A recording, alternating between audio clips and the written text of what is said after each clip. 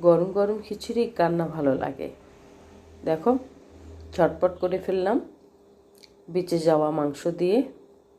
এই তো মাখিয়ে খিচুড়িটা করে ফেললাম। খেতে কিন্তু খুব মজার হয়েছিল। হয়ে গেছে প্রায়। এই তো নেড়ে চেড়ে দিচ্ছি, এখন নামাবো। এই তো দেখো এখন আমি সার্ভ করব।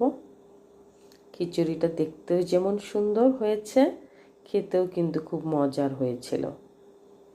তোমরাও বেঁচে যাওয়া মাংস দিয়ে এরকম ঝটপট খিচুড়ি করে ফেলবে, দেখবে খুব মজার হয়।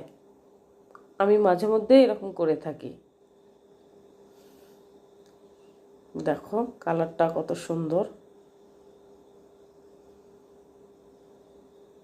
এই তো আমি সার্ভ করলাম, দেখো কেমন হয়েছে।